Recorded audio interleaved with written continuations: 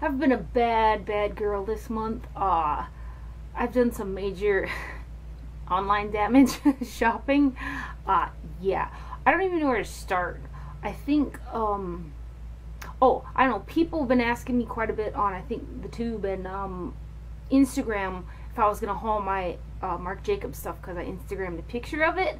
So I think I'll go with that stuff first, and then just throw in the other things that I got with the that order from Sephora. So the packaging for all the Marc Jacobs stuff is very consistent throughout the line, so I'm not gonna like show you every single box, like, because they're pretty much the same, obviously different shapes. But the first thing, this is the packaging. I'm sure you guys have probably seen it a gazillion times, but this here is the bronzer in 102 Tantric.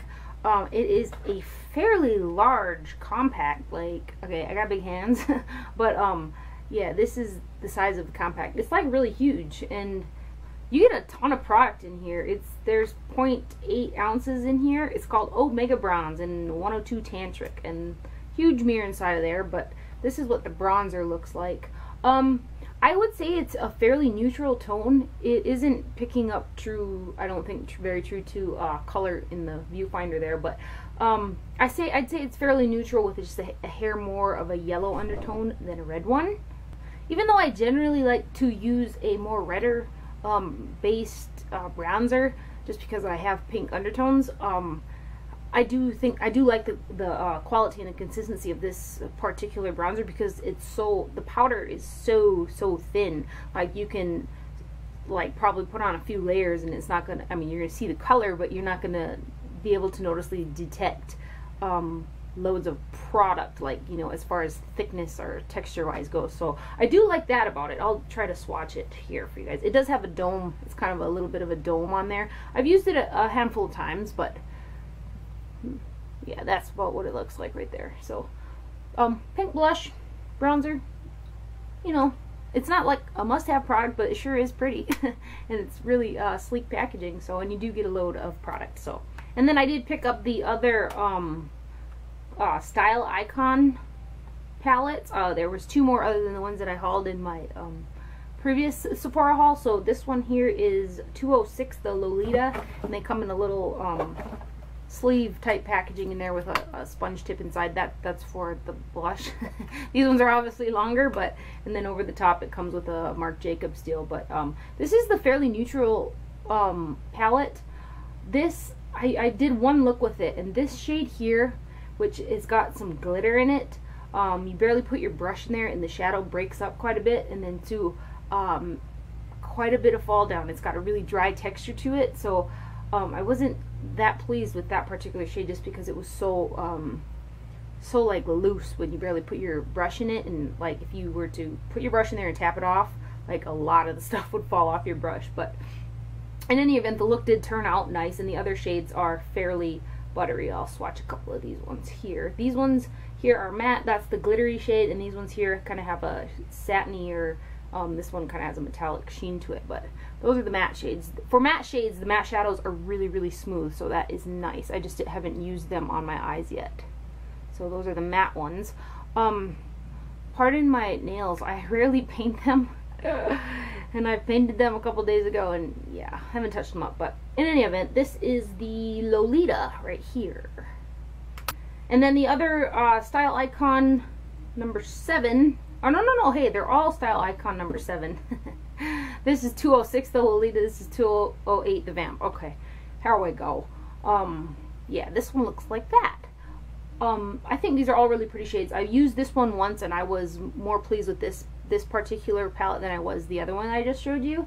And then too, it was funny, I was reading, and I want to say it was like Elle or one of the fashion magazines in any event, and Marc Jacobs was talking about his like style design, or how he went about doing this palette, and he was saying, you know, every eyeshadow has either got a quad or, you know, 5 shades, but you never run across one with 7 shades. So that's why he decided to do 7 shades in an eyeshadow palette. Just a random piece of information that I read. But anyway, this is what this one looks like. I'll swatch these shades right here. They're all, let's see, this is a matte. This is a satiny shade. Kind of comes off a little matte too, but otherwise the rest of them all have a sheen to them or a sparkle. So here, let's do these ones. right here. Yeah, so those are really pretty and pigmented, so I like that. Yeah, I haven't played with them quite enough to give a really good full-on review of them, but I do like them. So, and then I did pick up one of the smaller eyeshadow palettes. This is the Style Icon number 3 in 106 Rebel, and it looks like that. Same packaging scheme as all of the Marc Jacobs stuff as well. I did use this one time and I thought it turned out really pretty. I like this quite a bit. And this is those 3 shades right there. Oh my gosh, I hear the UPS man coming down the road. I wonder what he brought me today. Had another accident.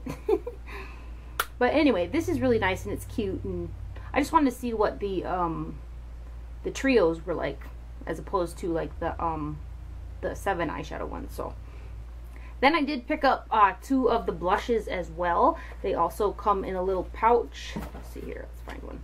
And it's got a inside the pouch, I believe, you know what, the bronzer is the only one that didn't come in a pouch, like a pouch with some form of applicator. It just came in the box, so just an FYI there. But and the blushes came with a little angled brush like this, and I did open up the package on the other one, and they're soft, they're functional. You know, if you needed to put some blush on and you had this, it would do the job. So the 2 shades that I got were 202 Naughty. Oh, they're all not. Wait, what am I? Okay, Shameless. They must be Shameless blushes. 202 Naughty, and this one is a really. Here, I'll hold it. Hopefully, you guys can see that. It's a really pale baby pink shade. It's got a satin sheen to it. It is really pale. So like, I love the shade, but on my skin, I wish it just had a tiny bit more. But I do like it, and I'll tell you why in just a moment. I don't know if you guys could be able to see that right there. There's a swatch of it. But I got the other shade in 212 Outspoken, and this is the more of the purpley shade. And it looks like this here. This is a really beautiful color. I love shades of like purpley pink pale blushes. And I'll put that one right here. My hand isn't doing these justice, but this shade here is really right up my alley, and so is this one, but it's just not, doesn't show up very well on the skin. So if I mix the 2 together, it is that really pretty baby doll lavender pink shade. I mean, this one here is really pretty on its own as well. It's you know, lilac shade, but this one here is just a little bit too sheer to be that baby doll color. So when I mix them, it turned out really pretty. So the shades are really pretty, but this one here could go on the skin as a blush a little bit better. And I'm a very fair individual, so for other people with maybe a deeper skin tone, if you were to get this, it would probably serve as a nice highlighter type shade, perhaps. But I do like the 2 shades mixed together for that real pastel-y lavender blush shade, and I also really like this shade here too, because I just love lilac blush in general. So those are the 2 blushes that I got, and this is what the little packaging looks like. And then I did pick up the Marc Jacobs Remedy Concealer Pen, and then I got the shade Bright Idea. It comes in a click pen, so instead of like turning the bottom type click style pen, it's you push the end inwards, which depending on how much product you use, if you use a little bit, you're probably not going to like the style of packaging, because a pretty good sized blob comes out once you finally get it out. They could have packaged it a little bit better as far as being able to control how much product comes out, but I really like the concealer. It's really thin, which I really like, and then fairly opaque. So see if I can get some. Oh, and then too, there right here along the side there is a window, so that you can see how much product that you've used, or if you're running out, or if you need to get another one, which that, you know, that's always a good deal. Here, okay, let's put this. Yeah, this is kind of a peachy pink shade, and it's pretty pale, so it's perfect for like right here where I get a little bit of darkness, and then I'm fair. So this is what it looks like, and it blends out like that. Probably mixed in with a little bit of shadow there, but that's what that looks like. I do like this. And then for me, the highlight of the Marc Jacobs line, or at least the most excitement that I've got, I mean, I've been excited about all of the stuff that I've got from Marc Jacobs just because it's exciting. But what I really love are these 2 brushes that I got. It is the Marc Jacobs the Face 2 brush and Marc Jacobs the Bronze brush. This is 2 and this is number 12. They are a synthetic hair. They're super soft, but like this is a huge brush, and it's got a nice heavy weight to it. And it feels expensive. And you know what? It should feel expensive because it was expensive. But I don't necessarily like to use this as a bronzer because it's a little large for a bronzing brush for my face at least. It'd be good for like if you're trying to actually bronze to where bronzer would go, like hitting the sun and stuff like that. It'd be good for that. But if you're trying to use your bronzer as more of a contour style situation, it wouldn't be particularly good for that. It does have a point, so you could get in there, but as far as buffing, you'll have to push a little bit harder on it to buff that out, and then your bronzer is going to spread out a little bit more.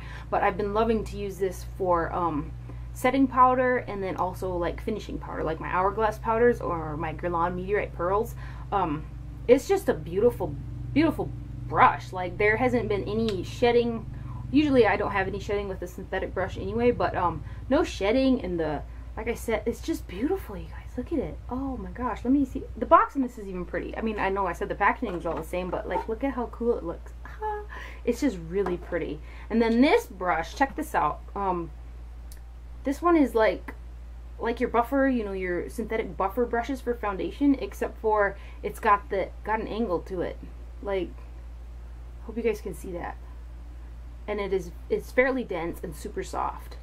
So like if you were to use a traditional foundation brush, you know how you swipe down usually with your flat foundation brushes, this has that same concept, except for it's that wide, and it does that, you know, has that buffer motion action as well. But it's so beautiful. I've been using this daily when I've opted for a liquid foundation or BB cream or something like that daily, and I just love it. And then also I'll use it a little bit to pat on if I put concealer like a little bit over here for redness purposes.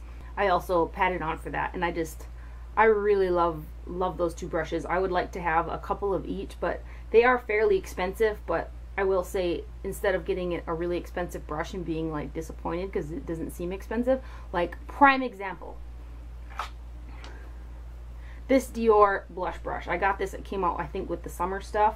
It's super pretty to look at, really light. It feels flat out, I'm just gonna say it, it feels flat out cheap. And then on top of it, this is real hair.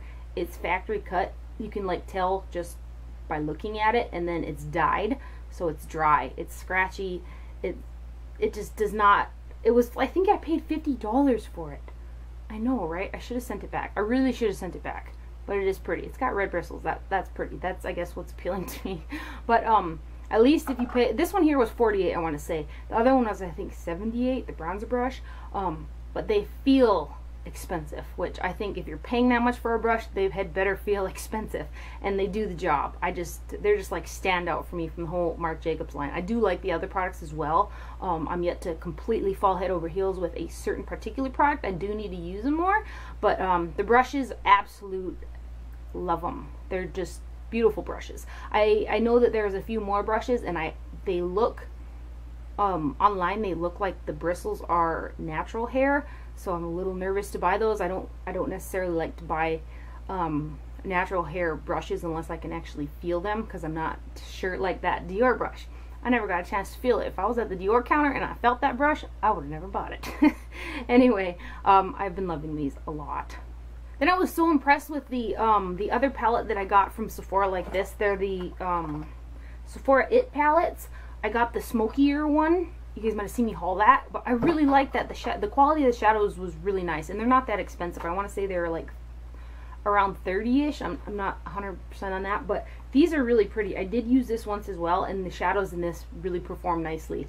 It's so pretty. Like your basic type of neutral shades with shimmery and some mattes in there and stuff, but it also has got like a wearable olive green color and a wearable smoky type purple, but more on the neutral end, if that makes any sense. Let me swatch this green one, this purple one, and this brown one. Yeah, so those are those right there. They're really pretty. I was really impressed with the first It palette that I got, the smokier one. Those are those three shades. So I went ahead and I got this one too. It does come with a brown eyeliner pencil and a double-ended angle and shadow brush down here, which I did play with the other ones a little bit. The eyeliner I don't think is going to be quite wearable. It's really creamy and smudgy, so I mean, not wearable. It's gonna be wearable. I meant like it's not gonna be really long wearing. I have like super allergy watery eyes, and to get something to stay on my waterline is a challenge. So I ain't even go there. I can just see that ending up like all over. Anyway, the brush though is nice. The double-ended brush come in handy, but I just think this is so pretty, and they're not that expensive either. So, and the quality is nice. I like them, but I thought that my other palette like this needed a buddy. Then too, if you're wondering what's on my face, I'll list everything in the little description box down below in case you're interested. A quick shout out and hello to all my new subscribers. Hey. But anyway, I hope you guys enjoyed this video. Don't forget to wear sunscreen, and I'll see you guys later. Bye.